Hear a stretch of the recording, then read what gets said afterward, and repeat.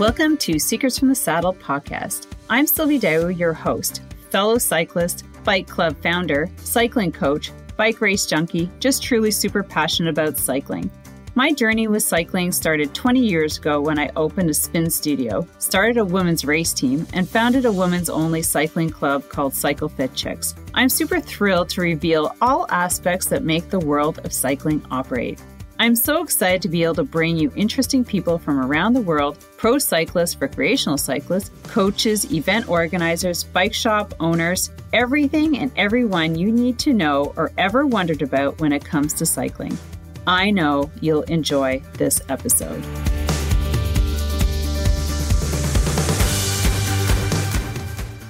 All right, everybody, welcome back to another episode of Secrets from the Saddle, All Things Cycling Podcast with your host, Sylvie, and we have Neil Taylor.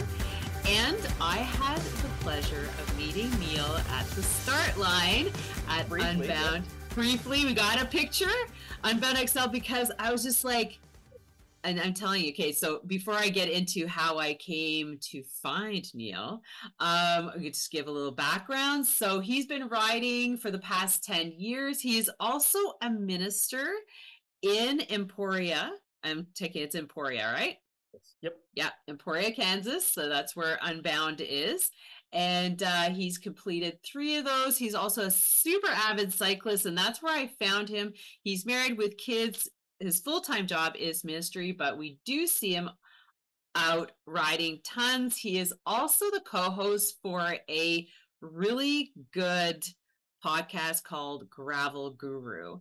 And I think that's where I've listened to him. And I'm super excited to have him here so we can talk about, how he's meshed cycling with his ministry. Unbound, his experience last year, my experience, because I don't remember seeing him after the start line. And I don't know what his story is on how it did, and if he's going back this year, but I'm really excited to have you on the podcast, Neil. Well, it's good to be on. It's good to be able to talk and to finally catch up after our brief interaction at the start line of the XL last year. Yeah, so the first thing I love to ask, and so before I ask you this question, now, when I was driving down to Unbound, okay, so first I was scoping out Unbound, and I remember seeing you like posting about it, and I'm like, oh, he's a minister, and I'm like, if maybe this is presumptuous of me, but I'm like, if a minister can do it, so can I. I was like, you were totally like my I guess motivator. And I just I didn't know you. I was just like, okay, he's out there riding and he's like lots. And then I was just following you. And also I listened to Gravel Guru, that podcast where they talked about the course like about 3 times on my drive.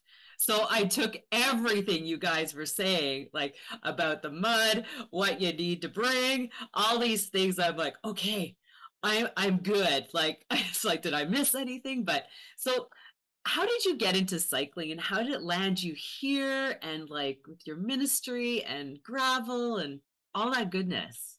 Well, I mean, as a kid, I rode a bike, but I never rode it seriously. It was just for fun and transportation, getting around, just hanging out with my buddies. And I hadn't probably rode a bike since I was 14, 15 years old, maybe, living in the Chicago suburbs. And okay.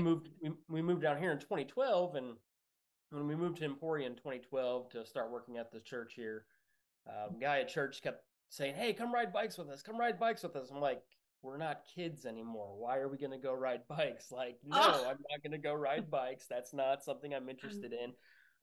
The reality is, about a year and a half before that, I had purchased a very cheap bike and tried to ride it for a little bit, and 2 miles of riding, and I was done. I couldn't ride anymore. My lungs couldn't handle it. And so I kind of had that, as something that I was looking at. I'm like, well, I'm not going to try to go out with these guys. And after him pestering me, I will say, for about a year, saying, oh God, ride bikes with us. Come on, let's go. I was like, all right, fine, man. Let's go ride bikes, whatever. I'll do this one time with you. And we went to a little trail system that we have right behind the university here in town. And I mean, it was not even 4 miles of trail riding, and it took me an hour. I was dead. I couldn't go. I just had to stop constantly. But at the end of it, I said, "Can we do this again tomorrow?" Like, I wanted to get back out and I wanted to ride again. And so we did. We got out the next day and we rode again. And I was hooked from there. I mean, it started with the trails, but then quickly the conversation went to, "Hey, you want to go ride some gravel with us sometime?" I'm like, "Sure, I Uh, love riding bikes right now. Let's go ride bikes. I don't care what it is."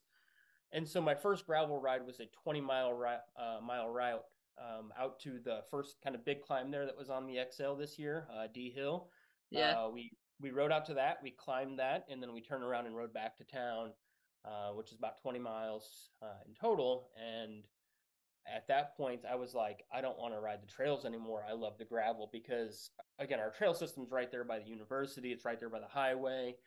I've always loved getting out into nature and kind of just disconnecting from a lot of things by getting way away from everything. And when you're right there by the university and you're right there by the highway and you're still hearing all Mhm. those noises, you don't disconnect. But when you're 10 miles out of town or 20 miles out of town, um, you don't see people. You don't hear noises. You don't hear the interstates. And I just loved it. And I was actually riding my buddy's bike still at that point. He had given me, and just for kind of laughs, he's 6'5". I'm 5'7", 5'8". Oh Out my all God. day. I've been on a bike like that. That was not comfortable or fun. And so I was riding It's one of his like, spare bikes until I could afford a bike, and I finally bought my first bike. Oh, I want to say um, it was in 2013, like June of 2013, July of 2013, somewhere around that point. And at that point, it was a mountain bike because I was still like, I like the trails a little bit, and I'll do this. And so I bought that, and I rode that actually for the 100 miler back in 2014. And after that, I was like, I need to get something with skinnier tires to be able to have a little bit more fun out here, go a little bit faster. And mhm. I like I said, I'm hooked. I got hooked right away, and I have not stopped riding. And it's only getting to be more and more riding. It seems like over the past 10 years because it's part There's of a who lot I of am. riding to be done around there. Like it's just as soon as you leave the city core, like it's all gravel roads. Yeah, no, I mean from my house right where I live, it's a mile one direction to gravel, and it's about a mile and a half another direction, and about 2 miles the other way. I mean, it's you can get to gravel pretty quickly, and yes, once Mm-hmm. you get to gravel, you have endless miles. I mean, really, you have endless miles of gravel ahead of you in any direction, and Yeah. it's awesome. It is absolutely great.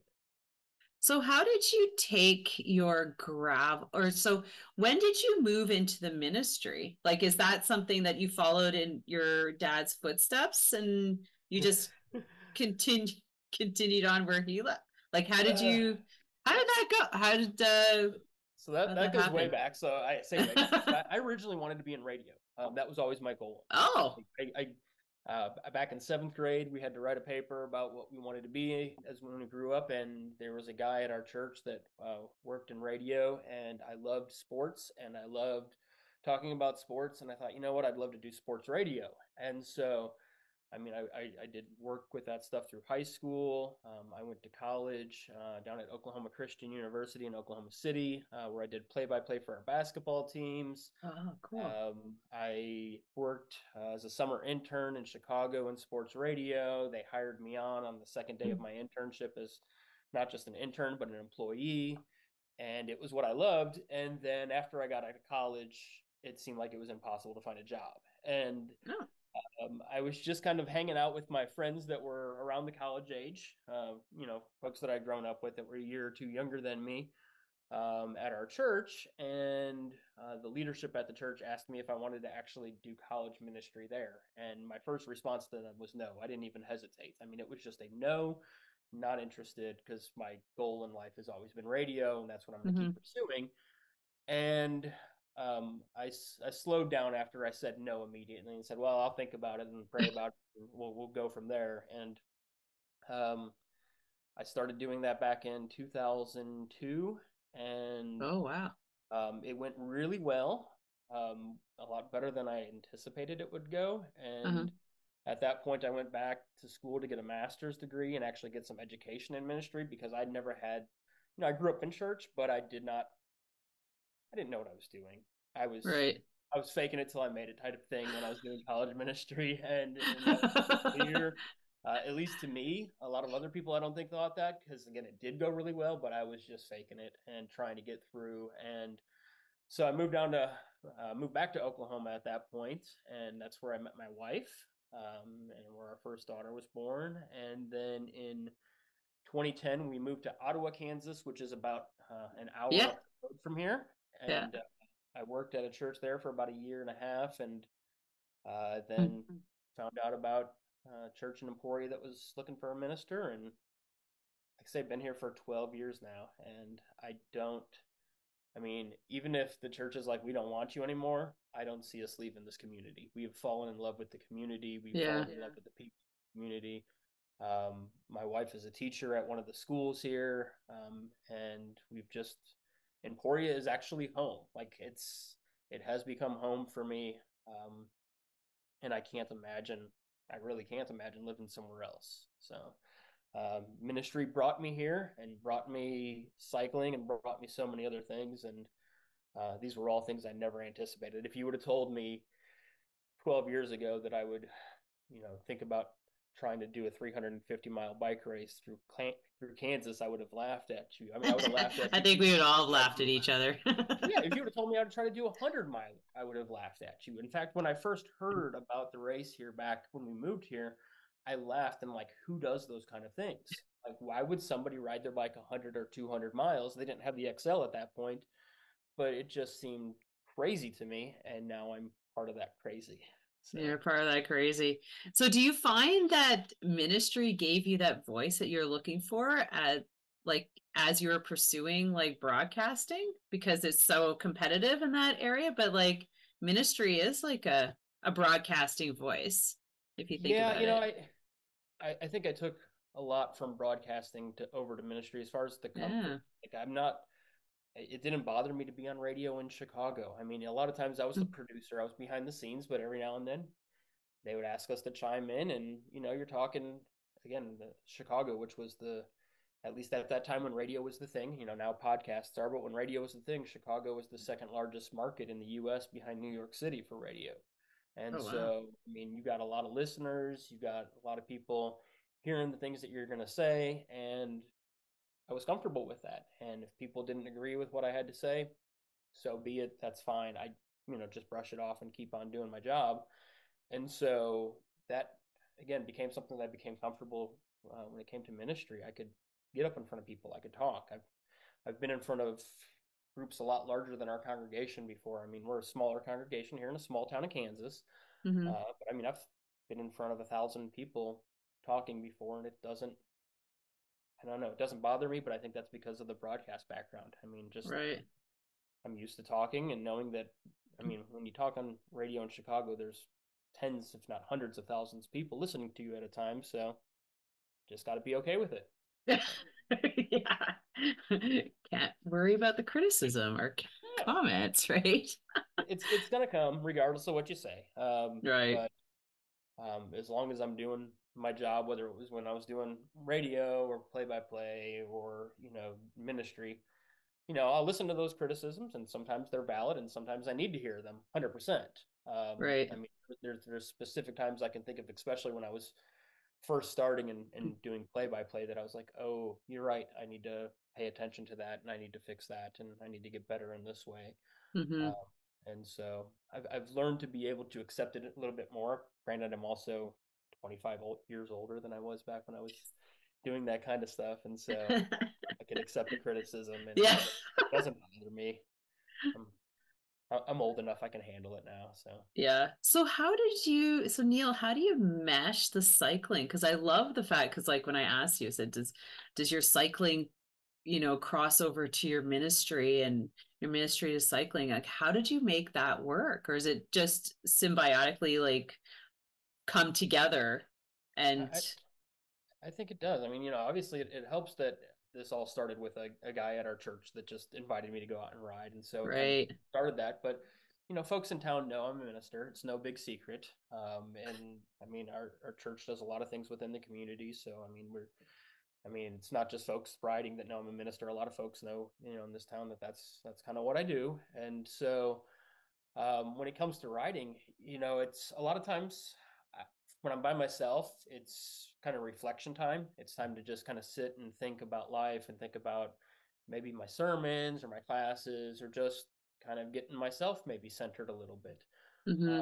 But what kind of has blown me away is the conversations that kind of pour out of people knowing I'm a minister. I mean, I've performed weddings for people that are cyclists because they know I'm a minister. I've sat down and prayed with people that are just going through a hard time, and all of a sudden they're like, I don't know what else to do, but you know what? I'm going to ask you if you can just help me, or you can pray for me, or whatever it might be. Mm-hmm. And so that maybe starts it. I've had people that have come to me with some of the hard questions because the reality is not all the world looks at Christians in a good light. And so, they ask me the Mm-hmm. questions why, certain people act this way because that doesn't jive or, go with what they have either seen or read or heard or studied about in the Bible before. And I'm like, well, that's because maybe those people aren't necessarily following what's there. And we have some pretty deep conversations. I mean, I've been surprised by the conversations that the cycling community and I have had. And then when you get outside of just our local community here, um, and you get into our Instagram family or our gravel family out there, the conversations have really been endless. And again, it's really wild to me how much the two have kind of started to blend together. I mean, I talk about the weddings and prayers. I mean, I've done funerals too for folks that are in the cycling community that have lost a loved one. I mean, Mm-hmm. and it's just like if you would have told me that that would have been some of the things that came out of me being a minister, but also being a gravel cyclist, that I'm going to, you know, be that person that memorializes somebody's, you know, parent or, loved one, that just, I never would have expected that.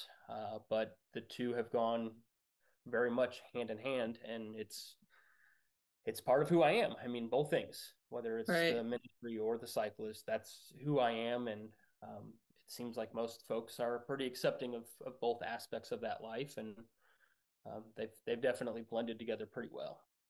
I guess you have to expect that you can't just be a minister. Like you have to have other things that keep you're busy. Now, If I didn't have other things to keep me busy, I would have lost my mind a long time yeah, ago. right. I mean, whether it's the cycling or running or just working out in general, those things help keep me focused so that I can do my job. Because I mean, how the bike is just a relief at times, and Yeah. Mm-hmm. need that. Definitely. So how busy does your ministry keep you? Because I've always wondered, like, and like say for somebody who doesn't go to church, I don't go to church. No, I just don't go to church. Not that I don't want to, but I just don't go to church. And I'm Catholic, and I'm not like your All please good. Neil. I'm Yep, not my mother's practicing. whole side of the family is all Catholic. I'm very acquainted with the Catholic side of the Well, it's funny because like Catholic, however, my mom was Presbyterian. Oh no, yeah, Presbyterian. So we always went to the Presbyterian church okay. because like the Catholic church didn't have like Sunday school and Huh? choir and all those things. So we went to the other church. Um, but I always, like I always think about back when I was like a kid and how much we were integrated in the church and everything that, in our family. And I sometimes think I'm like, God, I really enjoyed a lot of parts of the church. Uh-huh. And it's like, how do we now, like now that I'm like much older, I've got family, like, like you've got things keeping yourself busy. Like, how do you encourage people to fit church back into your life? And because sometimes it's always like, oh, it's always Sunday morning, but now like a lot of ministries actually do it differently, like different times of the day. How do you work? Like, how do you? navigate people when they have that question? That's my question. Well, as far as navigating people, I mean, you got to find, I guess, what's the priorities in your life. I mean, Yeah. that's kind of what I tell folks in general that are thinking about coming. If it's a priority, you'll be here. If it's something that's important to you, you'll make time. I mean, it's just like cycling. Cycling is Right. a priority for me. Last year, when I was training for the XL, I had rode my bike a whole lot more between December and March than I have this year because it was a priority. It was something that I was going to make time for regardless because I wanted to make sure that I was ready, that I was fit, that I could go out there and accomplish 350 miles. And, if folks are looking to put religion in their lives, it's got to become a priority. Now, that might be on a lot of different levels. That might Mm-hmm. mean just personal prayer time. That might mean coming to church, and that might mean coming to church maybe even once a month. I mean, you got to start somewhere. Again, I relate sometimes a lot of times within sermons or classes here cycling to Christianity. I mean, when I started cycling, I wasn't going out and riding 350 miles. I wasn't going out and riding 100 miles. I was going out and doing 15, 20, 30-mile Mm-hmm. rides at most and coming back exhausted because that was all I could handle at that point. Mm-hmm. You got to kind of start off small. And I don't think there's a problem when it comes to that exact same thing in faith. You don't start off jumping in and have it all figured out and be like, yeah, you know what, I'm going to be at church and I'm going to be at church every Sunday and all the other times that they meet and whenever it's going on and I'm going to always be doing this and always be praying and always be reading my Bible. You gotta work yourself in, um, because if I'm, and this is from my own experience, because there was a time back when I was in college that I burnt out and was done. Mm-hmm. I didn't want to go to church anymore because I had just too much, it seemed like, at one Yeah. point, and it was really rough. And I had to really learn to reset and find my faith on my own and on my own timeline and on my own pace and not what other people were telling me.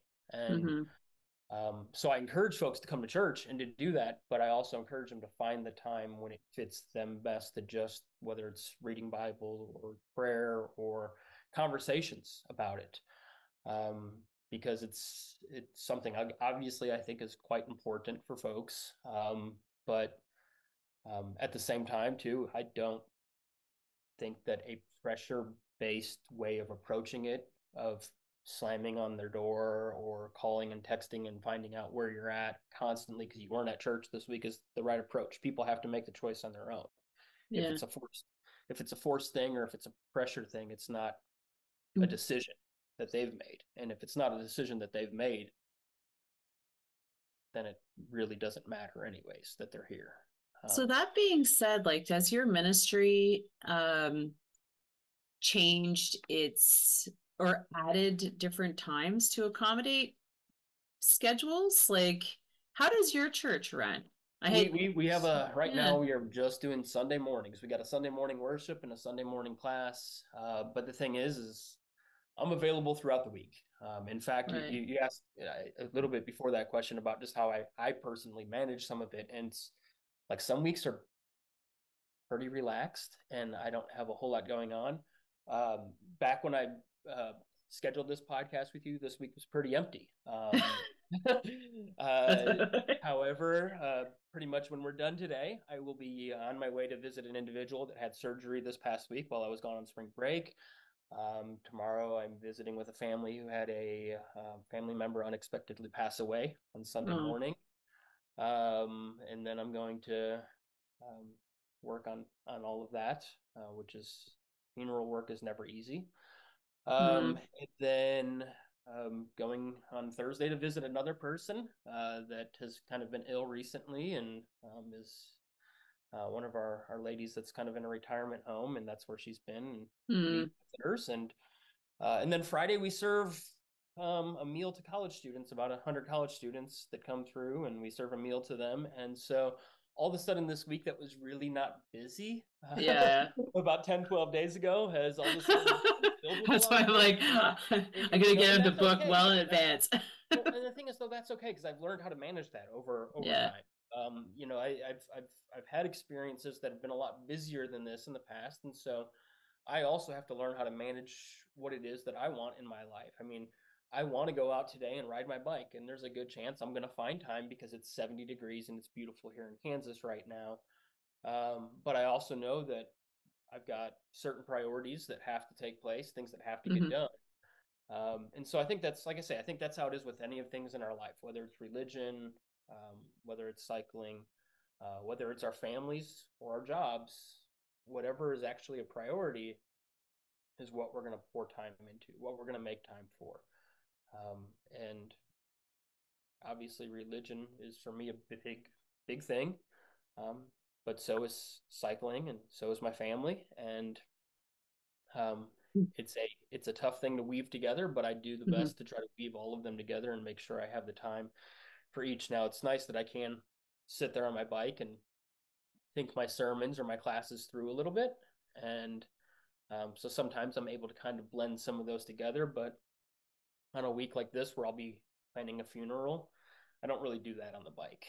Right. Yeah. That's something I need to sit down and really, at least personally, I need to focus on to make sure Hmm. I do what I need to do there. So Well, that being said, let's talk about some gravel yes, and let's talk last gravel. year and Unbound and you being the co-host for Gravel Guru, which, like I mentioned at the beginning, was a huge help for me personally. Like just doing the research and coming in prepared, and just listening to you guys like I wrote it yesterday and it was like mud heaven. So like I don't think that's going to change and if Yeah. and for the people who weren't like picking up on things like that and didn't bring the things that you like, like the stir stick or like the tools to clean out the mud, like I feel bad for you because I saw half of you guys on Yeah. the on the trail. So where were you when you hit the mud? Like what time? Oh, I didn't get to hit the mud. So I guess you don't know What? my story at all from last year. Okay, let's hear your story. Um, 25 miles in, my bike broke. Yeah, I didn't even get to the mud. 25 miles in? Yeah, so That's like, it was crazy. I'm oh bitter, but my all trust me. gosh, Neil, I am so I would have passed you though. I don't know. I don't remember. I mean, Oh yeah, I don't know. Like, yeah. I was What happened? What part of your bike broke? so Don't tell me it was the your derailleur. I guess it's called the. I mean, I don't know if it's called the seat collar or what, but it's basically the part that holds our saddle to our stem or to our seat post. Excuse me. Oh, that's And something you so don't think about is going to break. yeah, and so the bolt actually inside of there that holds the front half of my saddle down completely sheared in half, just popped in half. I mean, it exploded. I honestly thought that my frame exploded with how loud it was. And so it was right out there by the cattle pens, is where it was about mile 25. It honestly couldn't have happened at a better place on the course because Yeah, no kidding. I had rode probably 95% of that course in training. So I knew the course, I knew the roads, I knew where everything was at. And the fact that I was literally right there on the highway and my wife had come pick me up instantaneously was You see that big ass cloud coming? yeah, no, I saw the cloud. Trust me. It was shortly after the wind change. We were riding and it had that south wind and then it just switched over to like a west wind and it was a whole heck of a lot colder. Oh Uh, God. that was basically about the time that it happened, and I mean, it sounded like a gunshot. I mean, it was just boom, and the front half of my saddle just went straight up. So the back half, including myself, went straight down. And so I don't know exactly what all I hit, but I know that everything Did you hit the that back would wheel? normally be, huh? You hit the back wheel, like you basically Oh, went from like I this. think it happened so quick. I don't know if I hit the back wheel. I don't know if I caught the seat post a little bit. Everything within that region was hurting on my body at that point because it went down and it went hard. The crazy thing is I didn't actually crash. I mean, it almost felt like a dropper post type feeling. And so, Yeah. I dropped right down, hit the brakes, and was like, what happened? And then again, I expected to look down and see my frame cracked or something because of how loud it was. And when my saddle's just hanging there, I'm like, what happened? And so I'm looking at it, trying to figure it all out. And that's when I realized that the one section that would hold that front part of the saddle on is no longer there. I tried to find all the pieces, and I did. However, um, there's no way to fix a bolt like that out there. I had Yeah. tape, and I thought about taping it, but I knew the road conditions ahead. That's the thing. Again, I had rode the entire course. I'd rode those roads. I knew what was coming up, and I knew, okay, cool. I can wrap this whole thing of electrical tape around it, and it's going to fail here eventually too. Like I mean, those roads are bumpy. Those roads are rough. You're not just able to sit there on an electrical taped saddle and hope to be able to keep moving forward. Your And legs would so, burn. Like if you just like lightly sitting on your saddle. and if it Oh happened like at wow. mile 325 instead of mile 25, I would have stood up for 25 miles and rode it Yeah, in, yeah. whatever. But to have it happen at mile 25, I was just like, well, I guess it wasn't meant to be.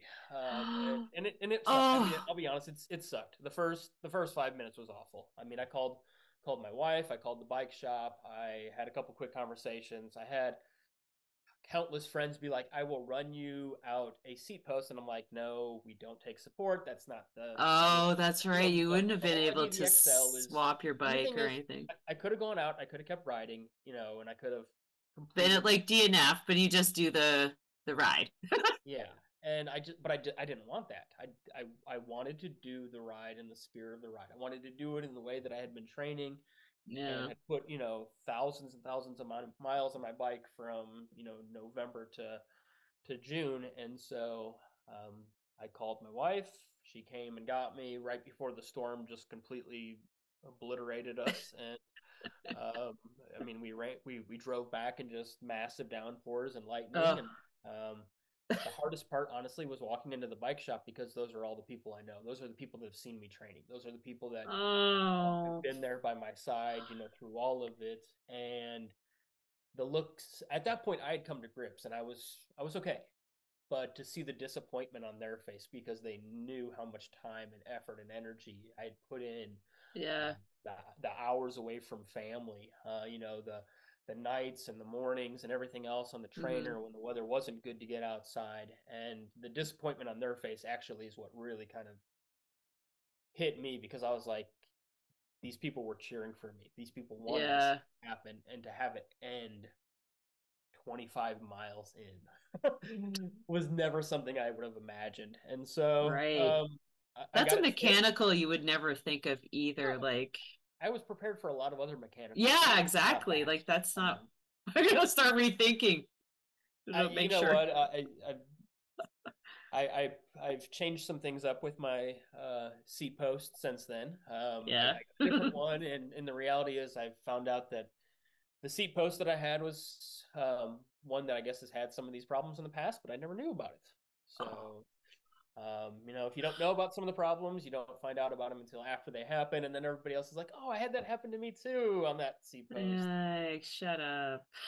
Yeah, so it is what it is. I don't regret anything about last year. I mean, the training, the miles put in, everything were awesome. I mean, the Hmm. journey to even get to that start line was fantastic. I had so much fun training, so much fun just going out. I mean, I was riding a century, every other week or so, and going out Yeah. and exploring places within the Flint Hills here that I'd never explored before because I hadn't ridden all parts of that course before last year, and so um, I, I I don't regret anything. I just wish that I would have put my titanium seat post that I have on now on the bike maybe a year ago. Uh, but instead, I was thinking about changing every other thing except for that, and it is what Yeah. it is. I got it fixed, and I started riding the 100 actually the day after with some friends, and then there was a lot of people that had to go through that mud section that was really early that we didn't have to deal with because it was nice and dry when we rode through Friday. Yeah, But I at mile, guess so, eh? huh? I thought it was the same mud section that we hit No, at so it was night. at mile 11, right after that first big climb. We rode through and it was all dry there at that point on Friday. I mean, it was Oh. nice and solid on Friday, and Then then it rained on and then it. it rained all of that rain on it, Mm. and so everybody was walking their bikes and people were in a bad mood, and A lot of people were wanting to turn off, but had no idea how to get back to Emporia except to turn around and walk back through the mud. And I'm like, I know the area. And so I tried to, tell them, take this road, then take this road, then do this, and you'll get back to town. That didn't help a lot of them. I mean, they're not from Yeah. around here, and that's cool, and I get it. So I wasn't in the 100 for racing. I was into just hang out and ride with friends. And so Did you? Oh, instead, so did you do that? You did the 100? well, so I actually turned off at that point. I rode my bike on Saturday is what I did. I did not do the 100. Okay, I started off doing the 100. I went to the unofficially, but you 100. did it. Yeah, You did a so ride. I led folks to basically a clear shot back to Emporia so that they could find it easy. So I left the course with people that didn't want to ride in the mud and were just done and didn't want to walk their bikes for miles. And so I was like, okay, follow me and I'll get you back, to a straight shot back to town. So I guided them that way, and then I kind of just wiggled on what I knew would be safe roads down to Madison and went and hung out in Madison and kind of helped some people out there at the aid stations and just provided some support there for 100 Yeah. mile riders that were coming through.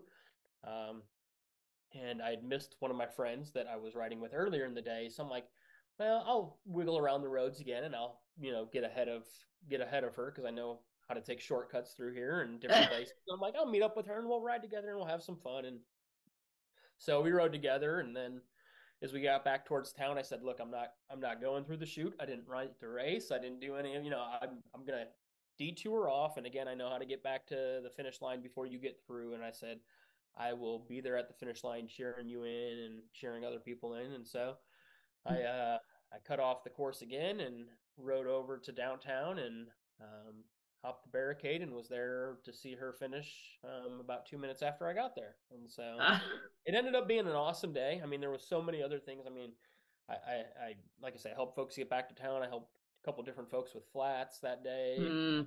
I just kind of was able to be a mobile trail angel, if you will, and it ended up being exactly the kind of therapy I needed that day after what had Yeah. happened on Friday. So Yeah. Well, I didn't finish either. So, but I made it to Madison I know, yeah, after 30 hours. And at 12:30 p.m. and I was still like ready, like I was fine. And but some race, I don't think they're officials, but they were part of the race, like scooping up people, basically going back, like passing us as they would pick up people. I'm like, just ride your bike for God's sakes, like and he's like, well, you missed the cutoff, the time cutoff, and by an hour and a half, and so your race is over. And I was just like, oh, really? And so I was just sort of sitting there, and I was with two guys that were doing the 200. And it's funny, Neil, like, so one of the guys, his wife was their sweet, or their side uh person. yeah, Yep. their support crew. So as soon as she saw us, like it was like it was dead in that like roll in. I'm like, oh, this is kind of nice little place. A couple people outside the bar and everything.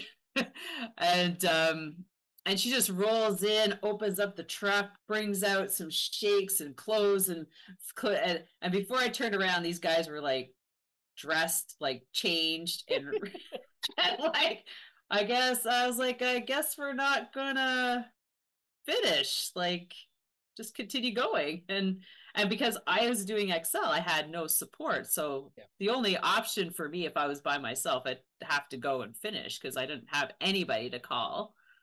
Kind of, I didn't have anybody. Um, but anyways, they gave me a lift back, and then I was just like, and I accepted it then because, like, you know, I missed time cutoff and that's part of the race, right? But then that dude shows up at 11 o'clock Sunday morning. And after 48 hours, I was like, what? Where the hell was he on the course? He must have been sleeping somewhere. Cause like, I'm Probably like, took a nap somewhere, 100%. I could have finished and not have to come back. And so after I saw, like, I had totally like accepted that I was like 60 or 45 miles from the finish. And these guys, well, there's more mud. I'm like, whoa, There mud. was more, yeah. I know, but like, I done so much mud. I'm like, whatever. Um, but then see that, I was kind of like, okay.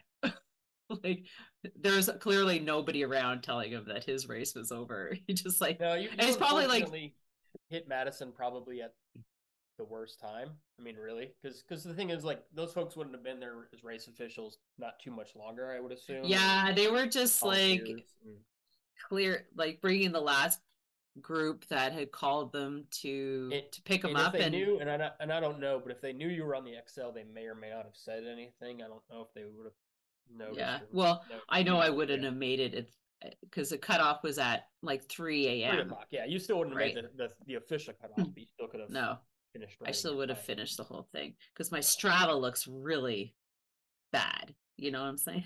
I'm like, this is not acceptable.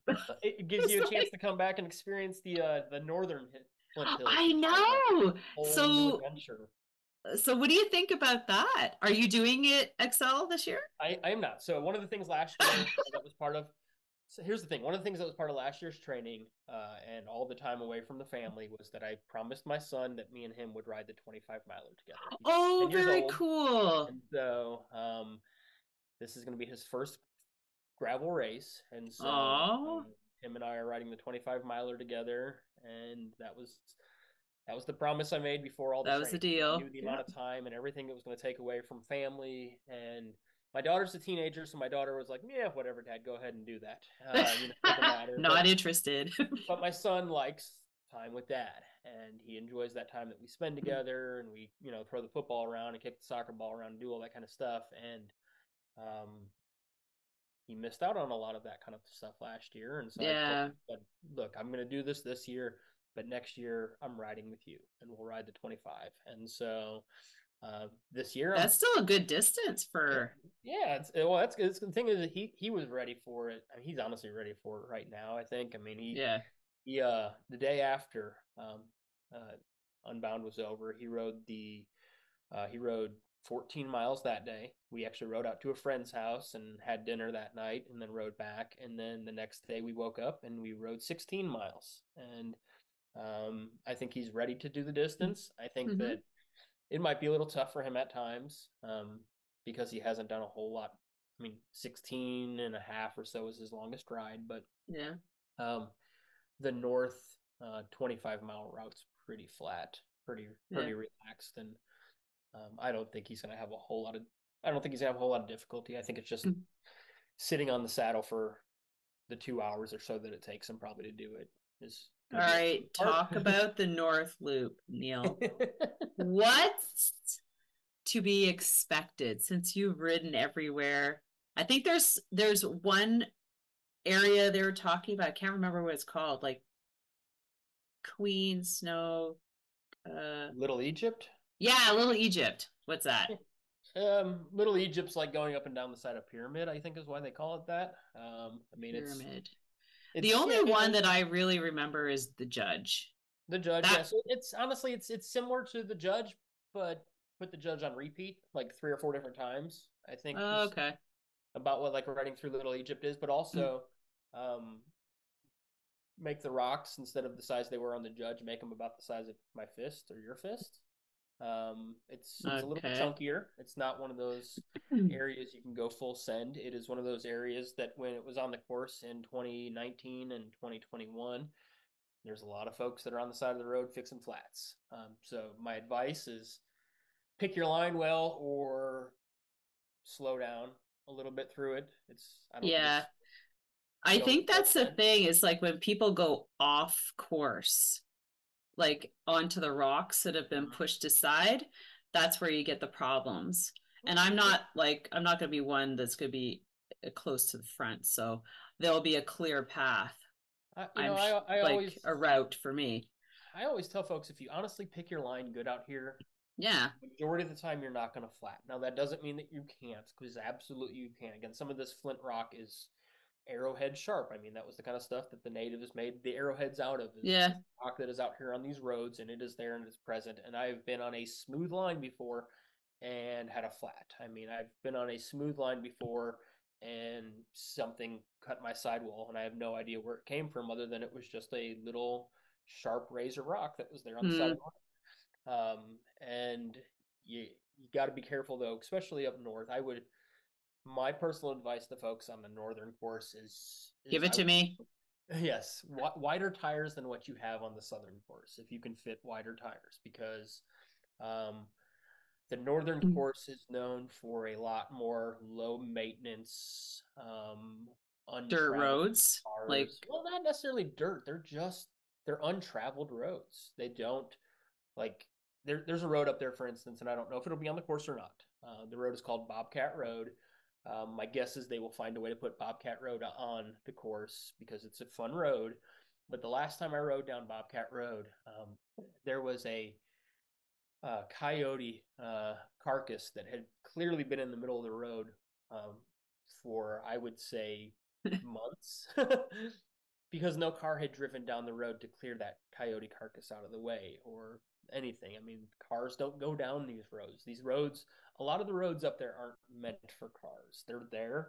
Jeeps go on them occasionally. Uh, tractors or like I don't even know if a lot of these get tractor usage. In fact, a lot of these roads up there that I've been down before don't see a lot of car traffic. They just, if I could, well, you probably had to walk a lot of this section, but I could compare it to probably around mile, I think it was about 170 through 200 or so on the XL course last year, where it was just, you kind of came down this little hill and there was a hairpin turn backwards almost, and it was oh, it's just like going, all field.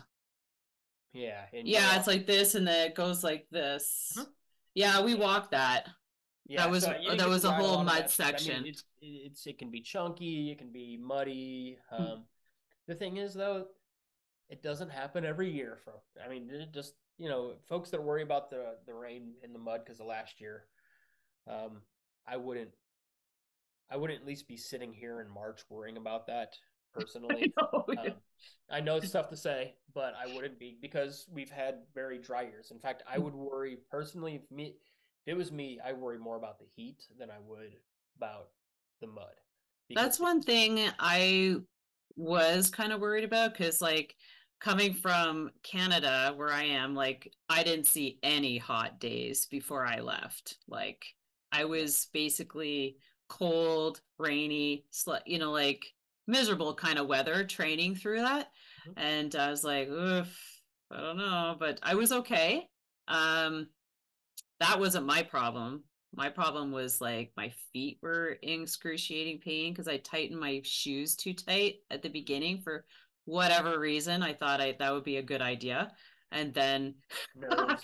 oh my God, Neil, like I think probably where your bike blew up is where I like had to stop and just like take my shoes off and like loosen them up. Like I couldn't even think any, and then the rain hit, and then so I didn't bring an extra pair of bike shorts, so I had to sit in those for like 2 days, and like you can imagine how I felt down there. So my feet were sore, my crotch is sore, and I just need drugs, and so Sometimes I'm thankfully glad that my bike blew up when I hear everybody's stories. Like, darn. Oh man, that's such a shame. Oh. I know, but yeah, I had some good strategy. I had a good time. Like I was by myself a whole hell of a lot. And Yeah. then when I caught up with people, I'm like, hey, how you doing? La, la, la. They're like, who's this chick? It's like, I'm not on the same level as you. I, I, I'll send you Like, some pictures of some of the roads up north here after we're done. But ooh, just to get an idea, like I say, it's a lot of, if you think of some of the chunkier spots that you had on the southern course, you're going to have a lot of that chunk up north. Now, I will say this: the first 30 miles are going to be a whole heck of a lot easier than the first 30 miles. And I mean, the first 10 miles here are flat, but after that first 10 miles flat, you get mhm. that first big hill and then it kind of rolls for a while and then it's kind of a climb out to those radio towers. You get to the cow fields and all that stuff. The first, assuming they go a similar way as they did in 2021. Okay. That's the first, thing here. Assuming they take that similar way out. Even if they don't, there's not a lot of tough roads north in Lyon County. Now, as soon as you get out of Lyon County, which is where Emporia is at, which is about 30 miles into the route, everything changes, and you get on a lot more difficult, chunkier roads. The hills get a whole lot bigger as you get up there. And the Hmm. thing about up north is there's not a lot of tree cover on the southern course. Um, Yeah. I think if you're looking for shade at any point on the day on the northern course, you are out of luck. There's just not. If it's a hot day, there's nowhere to pull off. There's no trees. I mean, it is all just pasture. I mean, there's fields as far as the eye can see, and there might be a section of trees here and there, but Mm. the north roads are always known for just being hot because you can't find any relief anywhere. Um, Oh. Especially for us locally, like riding around here. I mean, we used to always have used to be a race that took place in that area up north every May, and it was always kind of everybody locally's good test to get ready for the 200. And it was amazing how many of us couldn't complete 100 miles up there just because of the heat and exposure that was there. So I hope you're excited to come and ride it. I am, because Neil, I'm gonna crawl across that friggin' finish line. I don't care what time it is, because Yeah, that's just keep going. my goal. That was my goal last year, and Mine I'm too. like, it's not gonna be pretty, and it probably wouldn't have been like if I'd actually finished it. But and now my biggest fear is having a bike mechanical that will put me out. Yeah. Like not me, not like my fueling, like everything. Like I carried a lot of food and a lot of water with me, like not like some people. Um, and I was okay with that. I'm totally totally cool with that. And But that might be a necessary thing too, like on the northern course. And again, I don't know because I haven't seen it. I don't have any inside information on it, mhm. but I know that the towns are fewer and further between than they were going Oh, south. Now, granted, they stretch us out going south. I mean, we were 75 miles into Cottonwood Falls, 75 miles into El Dorado, yeah. 75 miles into Eureka. Um, but I know when they ran this course in 2021, I think there was a couple, I think there was at least 100-mile stretch, if not multiple 100-mile stretches where you Oh, just had to go because there really isn't anything up there. anything And up that's the there. tough thing about riding up north is that you don't have some of the Yeah, same because luxuries as you do in the south. I But was carrying 6 liters with me the wow. whole time. Oh yeah, like there was nothing I was gonna run out of, but some of my food went bad because I made it because of Okay. the sun. I don't know, maybe because I didn't eat it fast enough. But then I started getting into the Casey burgers, and I'm like, fuck, that's the way to go. I felt like Wonder Woman after eating one of those. See, So I'm gonna bring McDonald's sausage egg McMuffins because I know those things will never go bad. that's what I trained on. I mean, I rode Casey's to Casey's here. I mean, I would start. I started one ride at the gas station in El Dorado, and rode El Dorado to Madison, and just rode that whole section of the course after they released it one Saturday, and just went out there. And it's like, I'm gonna live off of gas station food on this ride instead of my normal bike nutrition or other things. I'm just uh, gonna see if I can live on what the gas stations offer me because my whole thing was I wanted to carry as little as I could. I didn't want to carry too much. That's I a lot of people did that. yeah. I I mean, passed a lot of people who are doing that. I see. The thing is, it would have. I think if it would have been all that walking, it would have. I don't think my day would have gone well if I had to do a bunch of walking because I was carrying um 3.5 liters. I think is what I Yeah, had. but your walking would have been at night, like Yeah, but after 9 p.m. I still would have needed something. I would have needed after fueling the or first stop. fluid or it just I don't it would have been interesting. Let's just put it that way. I don't know what it would have turned out to be. And maybe I could have evaluated at that first gas station there and been like, you know what? I just need to carry a couple extra water bottles or something in my back jersey pockets because I had that space available Mm-hmm. actually specifically for that. I had everything that I needed either on my bike or in my hydration pack, but I left the 3 pockets in the jersey back open in case I wanted to throw a Sprite, if I wanted to throw like a Gatorade, if I wanted to throw a water Right. bottle, I could throw things in there and have that Mm-hmm. availability. As it turns out, I made it 25 miles and didn't need any of it. So Okay, so here's a question for you. I'll ask the tire question. So I have 40s that I ran last year. And I was considering I was going to do the same tire. They're not too knobby. They got extra sidewall protection, and that's basically why I out of recommendation.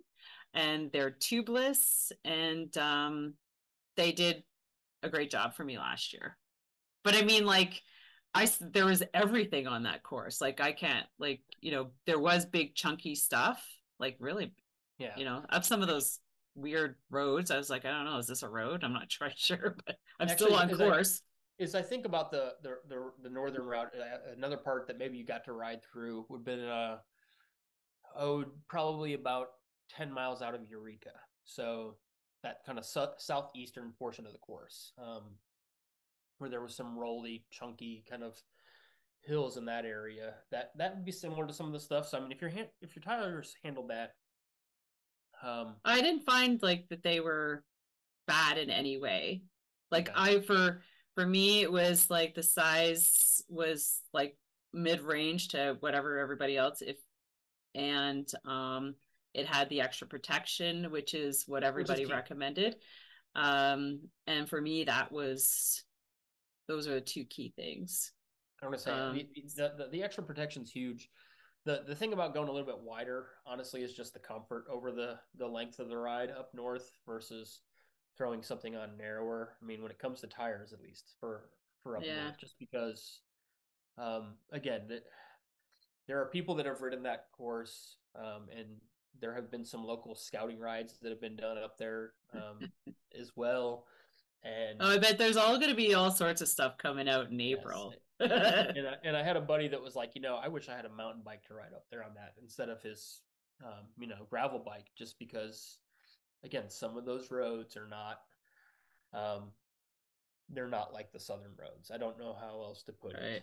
Huh. Again, they're not saying all of them are that way, but That's you're the going to, thing, right? Like it's like just a section yeah, where there's sections that come and then there's sections that go on the yeah. northern course that are just absolutely brutal, and then there's sections up there that are smooth sailing and no Well, problem. that's it. Like that's how I found last year. Like it Yeah, was just a gamut of all sorts of things. Like I was the like, got hardest part everything. about any of it too is that, like I say, a lot of those, whereas you were probably walking some of those sections in the night last year, if it's dry, you're going to be riding those sections. And Mm-hmm. I just know from friends that rode the course in 2021. One of my friends came back and was like, those sections in the night were the hardest because you've got to have good lighting to be able to see where you're going in some of those, because uh, Yeah. the northern course, especially if we have a wet spring, it's not, again, not a wet race, a wet spring. Um, those roads don't get maintained either up there, and so you So you're sometimes getting talking washed about out. washouts and stuff? Washouts, Oh. areas where the road just kind of all of a sudden Mm-hmm. disappears on you, and Right. areas. I mean, there's a couple roads up there that are known pretty well for all of a sudden the road level just drops a foot because it got washed out across that area. So Wow. it's Yeah. you definitely have to be attentive, I would say, riding the northern course. Mm-hmm. Now, granted, is you can get through as much as you can with other people as you guys are riding there. The beginning of the day, and get to see the lines and get to see what the riders ahead of you are doing. Fantastic. But when you're out there, either solo in the night or with That'd be very me. few people around you. Well, that would have been me too. It's one of those things you really have to just keep yourself attentive. You can't just spin and roll and think everything's going to be okay. You've got to be more, I Yeah. would say, up there at night than on the southern course. Trying to think if there was any like that. I think some of the things that I thought about is like, oh, there's not much like that, and there's no potholes like around here, and so you didn't have to like navigate around things like that. And but yeah, I just I'll remember be there was. I'll be doing some north riding course Well, I'm work. sure you'll be on Gravel Guru giving all the Oh, updates, we which will, I will be waiting for tentatively. and I'll be putting some video out there too, I'm sure, on Instagram and other things, because I do want to go right up there because I'm even though I'm doing the 25 here for Unbound with my son, I do have a 200 miler at Coast to Coast up in Michigan here. Oh, you're doing Um, that one. Oh, good for yep, you. yes, I'll be up there in late June, and then I You will need also. big tires for That's what that. everybody told me. Wide tires. Sand tires, sand. Yeah, You should listen to my friend Carl's podcast race report on his coast to coast. He did it last year. I did, yeah, and he's just like miles of sand. yeah. So my dad lives not too Yeah, far from Ludington, which is the Finnish town, and yeah. one time I took a 50-mile route from his house to Ludington, and quickly got off of the sand and got onto State Highway 10, and rode that all the way into Coast. I was like, this sucks. But I was Yeah, on it's 38s. gonna suck. I was on 38s, and so 38s in sand, I was just sinking straight to Yeah, the ground. I no, mean, I was it was no good, and so I fully intend. Basically, everybody has told me the widest tire you can put on your bike, which yeah. my loft can hold 2.2s. So they're like, whatever's the widest you can put it on. And Hmm. so I fully anticipate throwing Yeah. some wide There's more tires. sand that you really want to deal with. Yeah, That's what he said. super excited about Oh my that. gosh. But And I was tracking him because I have tracker on their participants, and it was but he's just like, oh my God. Like, yeah, yeah. I wanted a different adventure this year because I knew I wasn't going to be doing the XL or the 200 here. So I was like, you know what's something else, and I've wanted to go do that. And like I said, my dad lives Yeah. just miles off of where the course goes through. And I was like, it should be fun. Again, I know that some of the roads are really bad sand. I know some of them are fine and okay. And Hmm. it's a mix. And so I'll It get through it. definitely is a Be mix okay. of sand and road, Yeah. like a big mix. So I'll get through it. And then I'll be going out into Colorado here in Nice. um, September, I think it is. I think it's September. Yeah, and so I plan on going up north because the hills are bigger actually up north as well than they are south, and so on the southern course, you get some nice long climbs here or there, but nothing crazy. Uh-huh. Um, I think there's at least a few hills up north that Mm. are over a mile long climbs, and again, we don't get mile long climbs around here. They don't really exist for the most part, and so I plan on kind of going up there and just basically hill repeating for a day or two and just kind of get my climbing legs under me that way because I've never climbed the side of a mountain before. I've never had to go up and just keep going up and up Oh, and up and up and have a up. good spin, Neil. Yeah, I know. Spin, spin, spin. Yeah. So I plan on riding those areas some this year for training because it is good training up there too. I mean, it's not Yeah. just good for an event. It is good training because it hits my legs in a totally different way than just riding right around Emporia or even dropping down Yeah. back to Madison would. So Hmm.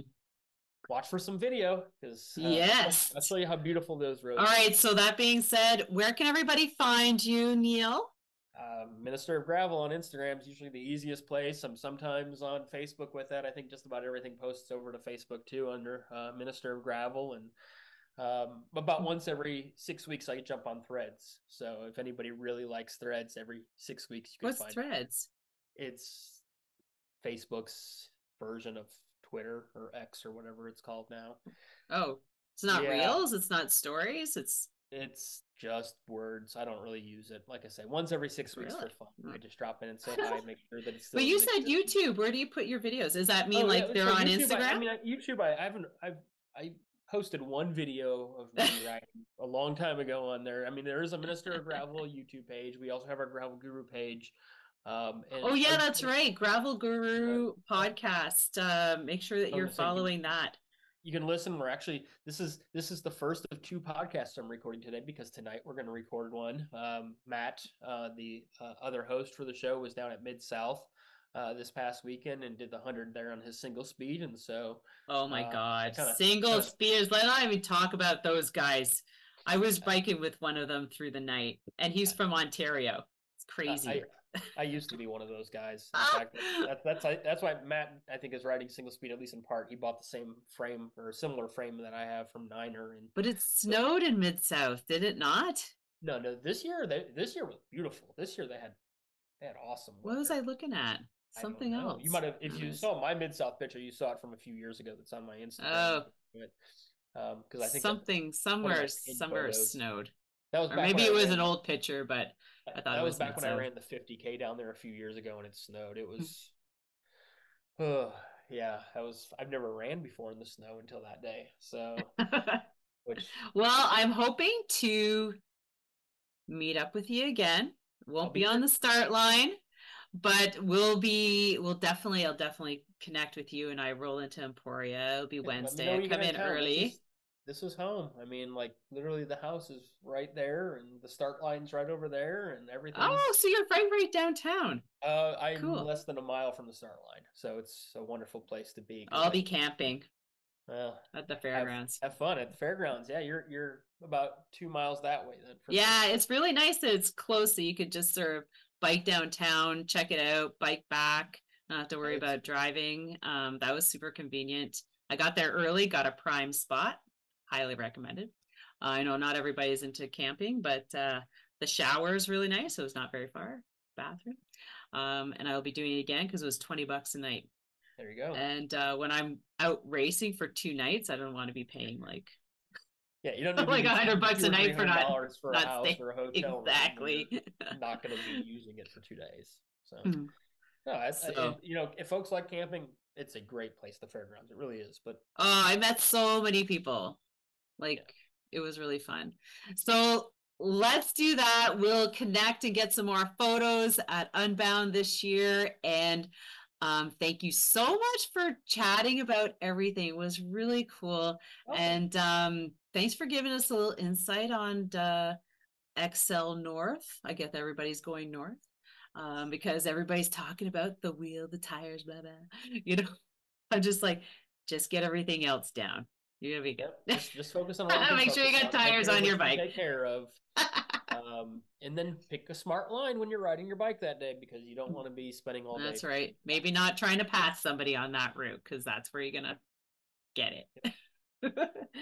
All right. Well, thank you so much again, Neil. And make sure you follow him on Ministry of Gravel on Instagram and Secrets from the Saddle podcast on YouTube. Follow us there, put the notifications on. It really helps us out.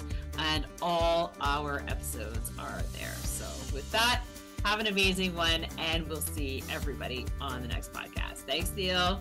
Well, bye. Thank you so much for spending this time with me on the Secrets from the Saddle podcast, learning more about sighting people, places, and things that make cycling such an exciting sport. I am so glad you stopped by today. Please leave me a review if you feel so moved to do so. I would love to hear your feedback. And if you could take 1 second to share this episode with someone you think would enjoy it, I would be forever grateful. Also, if you could please leave me a review if you feel so moved by going to iTunes and leaving me an honest thought and an honest comment, telling me what you think, and most importantly, tell me what you'd like to hear more of. It would really help me to bring more great, inspiring cycling stories to you. Until then, have an amazing day, make sure you ride your bike, and don't forget to visit my YouTube channel if you'd like to see the full version of this podcast live.